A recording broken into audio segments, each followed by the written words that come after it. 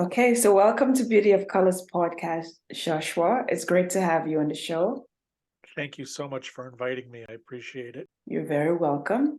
So tell the listeners a little bit about you, Joshua. Well, my name is Joshua Shea. I am a pornography addiction and betrayal trauma coach. I became that ultimately, long story of being 24 years of an addict for pornography. And when I got into recovery, I recognized that there weren't many resources for people who were suffering with pornography addiction or their partners. And I decided that I would start creating them. So I started writing books about 8 years ago. And then when the pandemic hit, I realized that I had to move away a little bit from the public speaking thing because nobody was public speaking. Everybody was stuck at home and everybody was starting to go crazy. So it seemed like a good time to get certified as a coach. So I went and did online classes for that. And for the last 2 years, I've been working almost full time as a coach for people who are dealing with porn addiction, both men and women, as well as the partners. And I recently was certified as a traumatic disclosure specialist, which basically, when a husband and wife need to get together and share some very personal things that they haven't shared in the entirety of their relationship, and that can be decades, I help them get through that process. So, Joshua, what's wrong with looking at pornography? Well, if you put addiction aside, what we have found is that there is a before and after when it comes to pornography. And that demarcation line is high speed internet. There was not really that much of a problem looking at pornography recreationally prior to high speed internet. But that was also when it wasn't falling into every kid's hands. That's also when it wasn't nonstop 24/7, more than you could ever imagine watching in your lifetime. A kid was lucky if they got their hands on a single magazine, much less access to the internet where it's never ending. And it's not just, people standing around naked. These are people doing very intense things naked. And what it does, it creates a lot of falsehoods for young people who are watching. And what we find is that when women are interviewed, usually between the ages of about 16 and 20, 22, they talk about having sex with virgin men, and they talk about how much virgin men are taking from online pornography as far as their cues. When guys start watching pornography 12, 13 years old, they watch it every day or nearly every day. By the time they're 16, 17, 18, and they're losing their virginity, they're acting like what they've seen on the screen. And there was a study not too long ago of the top 2 adult websites. An organization looked at 100 videos from each of the sites. 97% of the videos showed some kind of aggression of the male towards the female, whether it was verbal, whether it was physical, whether it was threatening, whatever it may be. And that same organization went and talked to 40% of these young women, or they talked to young women, and 40% said that even in consensual sexual situations, 40% of the time they have had to deal with guys who have crossed a line because they took those cues from pornography. Now, people who have been in normal, healthy sexual relationships understand that pornography is a myth. That is not how people have sex in real life. But for those kids who have never had that, they don't realize it's not a documentary. It's not a reality show. Even porn stars will be the first people to tell you that's not how we do it in real life.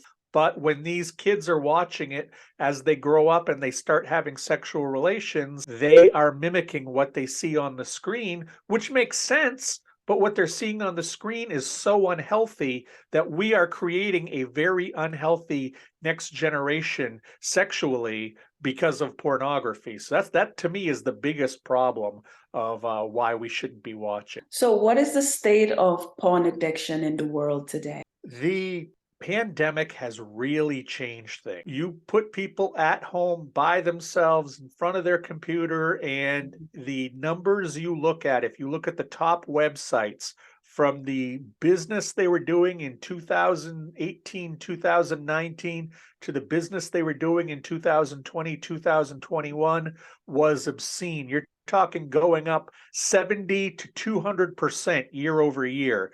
That many more people watching. And it's not just people watching. I think that the true legacy of the pandemic is going to be the people who started making pornography, whether it's cam sites or sites like OnlyFans. Mhm. On January 1st, 2020, right before the whole world was alerted to the pandemic, there was about 300,000 people making pornography on OnlyFans. As of January 1st, 2022, there were 3 million people making pornography on OnlyFans. That's one site that gained 1.7 million users making this kind of stuff. So I have a feeling that in the long run, what we're going to learn is that not only is viewing pornography addictive, but I think Mhm. we're going to learn that making pornography is addictive as well. Mhm. Because, hey, look in the stores now. Every store has a help wanted sign. Every store is looking for people to work there. Every restaurant needs waiters and waitresses and bartenders. Where are these people? They're online making pornography, some of them for good money, but some of them are doing it just because they love the attention, because they love feeling wanted. They love that dopamine high that they get. And I think that that's really at the end, 20, 25 years from now, when we're talking about what was COVID-19 when it comes to pornography, I don't think we're going to talk about all the people sitting in front of their computers watching. I think we're going to talk about all the people sitting in front of their computers making the stuff. So what do you say to your partner? Like if your partner is you discover that that person is a porn addict or the person is watching porn, what do you say to this person, your loved one? Well, I think what you have to do is number one, reserve judgment. Maybe you think it's the most disgusting thing in the world, and that's perfectly okay if you do. Maybe you think it's completely understandable and it's completely okay. Either way, what you have to do is create a safe space for communication. So not judging is the first thing that you have to do. If you want to talk to them about it, you have to be non-judgmental and you have to create a safe space. If you come out guns blazing, oh my God, how can you watch this kind of trash? Mhm. Well, that doesn't feel safe. How do I try to explain myself? How do I explain? Maybe I only watch it once in a great while, or maybe I'm a completely full on addicted to it. How are you going to know unless you come at me in a caring way, in a safe way, in an understanding way? You don't have to love it. You can be completely disgusted by it. But there are also times we sit down and watch people eat completely disgusting food and we don't freak out about it. So we have to be able to have some understanding and use that understanding to find out exactly what their proclivities in that area are. So why should the people who are non-addicts, why should they care about people who have pornography addiction? Because the numbers are so much higher than you would actually truly believe. And the numbers of people watching are so much higher than you'd believe. There was a study that came out that was looking at people during the pandemic. I think this came out in 2021. It said that men who use the internet, not in regard to race or age or income level or anything like that, all men who use the internet, 91.5% look at pornography at least once a month. Oh. Among women who are using the internet, 60.2% look at pornography at least once a month. This is something that everybody is doing, and we have to think of what are the messages that we're getting? What are the messages that are being put out there? Who are the ones that are watching? We need to keep in mind that we have to be careful because right now, 18% of people fall into the category of porn addiction right across the board. When you look at men who are under 30 years old, men 18 to 30, A study that came out in 2017 showed that just over 32% of them said that they believed they had a problem with pornography. It's not just something that happens to 1 out of 100 people. This is something that happens to 1 out of 3, 1 out of 4 people. And if we don't watch ourselves and if we don't start doing something about this, we're going to see more and more people get sucked into this and have really no idea where to go once they've got this problem. It's an addiction that people don't want to admit they have. You can go, I was also an alcoholic. And when I went to rehab for alcoholism, people would pat me on the back and be like, "Oh, you're a hero. You're taking on your demons and you go off. You're awesome. Go fight this thing." It's like, yeah, I'm going to go fight alcoholism. Then a year later, when I went off to rehab for porn and sex addiction, it's like, "Ugh, I don't want to talk to you about this. I don't want to know anything about this. This is gross. Just, I don't want to know."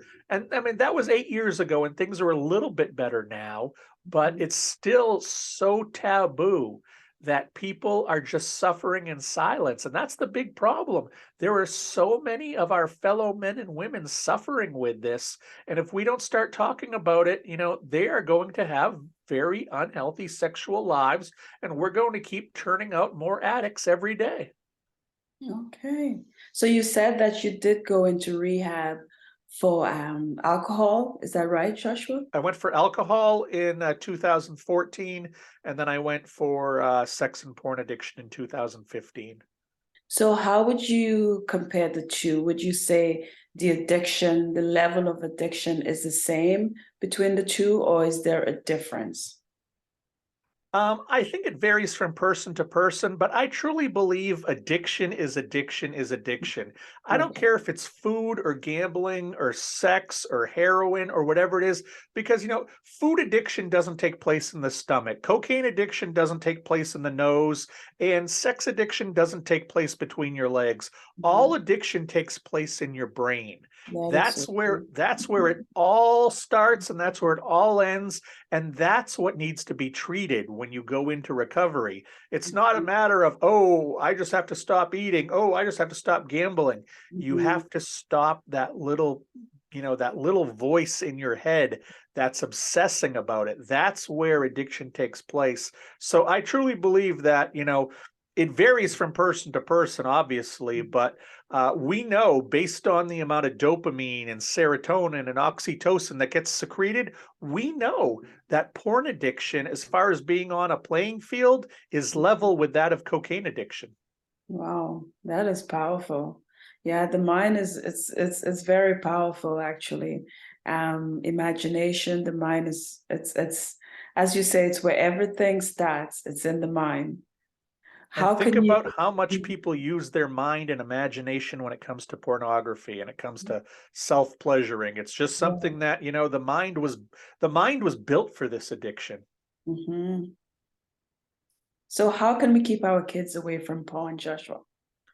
I think what we have to do is first recognize that the stay away from porn speech or speeches are not the birds and the bees speech. So Mhm. many parents, so many teachers are so afraid of the birds and the bees speech. This isn't it. You and I have been talking now for nearly 20 minutes. We Mhm. haven't said anything super graphic. We haven't said anything X-rated, and we don't No. need to because you don't have to talk in those types of terms when you're talking about pornography. You Mhm. can tell a 5-year-old child, "Hey, nobody can ever take pictures of you when you're not wearing your clothes. And you Mhm. can't take pictures of anybody when they're not wearing their clothes." And you leave it at that for a 5-year-old. That's all it has to be. Maybe Mhm. when they start school at 6 years old or 7 years old, hey, there may be somebody who holds up their phone or shows you their tablet, and you may see some naked people on it. Make sure you come and tell mommy or daddy because kids your age aren't supposed to be seeing that on a computer, just like you're not supposed to drink beer, just like you're not supposed to smoke cigarettes. That's for adults, not for little kids. And the truth is, most kids want to know what the right thing to do is. Most kids are looking for direction. So if you can make it simple and you can make it age appropriate. You can start porn proofing your kids young. And by the time that they're, 11 years old and 12 years old, you can be a little bit more direct. You can be a little bit more graphic.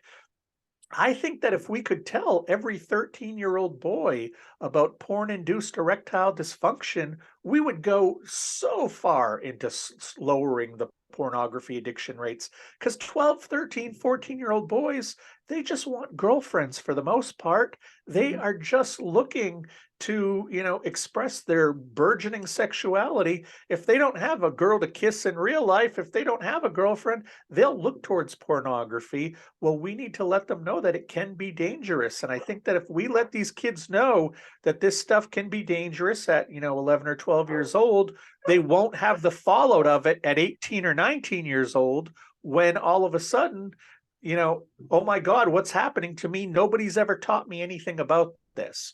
That's to me what the biggest thing is. We need to educate our children in a age respected way. Oh, well said, Joshua. So Thank you've you. written 4 books. I have. Congratulations. That Thank is you. great. Could you tell the listeners a little bit the names of your books, a little bit about the books, and what was the purpose of you writing those books? Each book is a little bit different. The more I keep delving into this area, the more that I learn, the more that I want to share. My first book, which was called The Addiction Nobody Will Talk About, that's just kind of my memoir. That's my autobiography, looking at the last 5 or 6 years of my pornography addiction, how I went downhill. And then looking back, it also has a lot of flashbacks to things that happened to me as a child. Like with most addiction, pornography addiction is usually rooted in some kind of childhood trauma, often stemming from abuse. That was my case. That's the case of just about everybody who I coach these days. So I went and just told my own personal story in that first book. The second book is called He's a Porn Addict, Now What? I wrote that one for the partners of porn addicts. When you discover that, your boyfriend or your husband, which is usually the case, is using pornography, it can really floor you. It can really leave you wondering, am I not enough? Why does he need this stuff? What's going on? What happens next? I co-wrote that one with a marriage and family therapist. Mhm. That's still the most popular book out there. My third book was called Porn in the Pandemic, and that was more of a look at how the online internet world changed, really overnight Mhm. during the early days of the pandemic. You talk about growth of an industry in the first 3 months of the pandemic. The online porn industry probably grew 5 years in what they would have grown in that space had they not had the pandemic. And then my most recent book with a kind of a tongue-in-cheek title is called I'm reading this book about porn addiction for a friend. And that is a straight ahead sort of how to understand your own porn addiction, how to understand if it even is porn addiction. I wrote that book to sort of serve as what the first meeting with me is in my coaching. If somebody doesn't have the money or, that coaching isn't their thing, but they're still curious. I wrote that last book, which came out earlier this year. Okay, great. So where can the listeners get a copy of your books? You can go to my website, which is the letter P, addictrecovery.com, or you can go right onto Amazon and just search my name, Joshua Shea. You'll find them right on there. They're also at Barnes and Noble and most other online retailers. And that second book I mentioned for partners, He's a Mhm. Porn Addict, Now What? That just finally was released on audiobook about a month and a half ago. So I'm very excited about that. It's doing very well in the audiobook version. Sounds good. So the listeners, if they're looking to get resources about porn addiction and how to overcome it, what website or what information can you give them in order for them to go search for those resources? Well, I'd say again, check my website out, paddictrecovery.com. There's a page that says resources. It talks about how to get help, different kinds of help, maybe rehabs for you, maybe 12 steps are for you, maybe online forums are for you. There's no right way to get better. There's a lot of ways to get better. So I have a lot of information there. and I link to a lot of different articles that explain it further, and can help anybody, even if you're not the addict, if you're the partner of the addict, or maybe you're the parent of an addict, or sister or brother. There's a lot of information there that's valuable for anybody who's curious more about porn addiction. So you said you're also a coach as well? Yep, I've been coaching now for just about 2 years. I was doing a lot of public speaking, which was great, and that paid great. But once colleges sent all their kids home, and once every organization sent all their workers home, there was nobody to go speak to, and I had to figure out something else to do if I was going to keep doing this. And that's when a friend of mine mentioned, there's nobody out there doing this over the computer as far as Mhm. coaching goes. Why don't you look into that? So I got certified. I went through courses in porn addiction coaching. I went through courses in betrayal trauma coaching, and like I mentioned just recently, I have learned how to handle therapeutic disclosures between couples. So it's interesting because I love standing in front of large crowds and talking about this stuff, making people laugh, teaching them. It's so much fun, but it also is so rewarding just sitting one on one with somebody and helping that single person get through the things that are really getting to them and really bothering them. And seeing improvements and seeing people's lives get better on a one-on-one basis, it's so rewarding. And how would somebody get in touch with you if they're requiring your services as a coach? Again, my website is, you can sign right up for a coaching session. You can go right into my calendar and find a time that works for you on paddictrecovery.com. Or you can email me directly. It's paddictrecovery@gmail.com, and we can work out a time that is perfect for you. I keep prices very low. I don't try to gouge anybody. I just wish that this kind of stuff would have been out there when I was going through my recovery. I'm just trying to help people as much as I can. Is there any last words that you would like to leave with the listeners? Yeah, I just want people to recognize that if you're asking yourself, do I have a problem with pornography? The answer is probably yes. There are too many people who are like, well, I'm not the type of person who can be a porn addict. Well, I was a husband, a father of 2 kids. I owned 2 businesses. In my time, I have worked with and I have sat next to doctors and lawyers, nurses, men, women, poor people, smart people, dumb people, rich people, every color of the rainbow, every religion. There is no stereotypical porn addict. So don't tell yourself you can't be. And if you're asking yourself, do I have a problem? Well, just the fact you're asking that is a problem. Okay. Talk to somebody, find out where you're at, and get some help before it's too late. Thank you so much, Joshua, for being on Beauty of Colors podcast. It was so nice for you to come on and talk about this topic. Thank you so much for inviting me. I appreciate it. You're very welcome.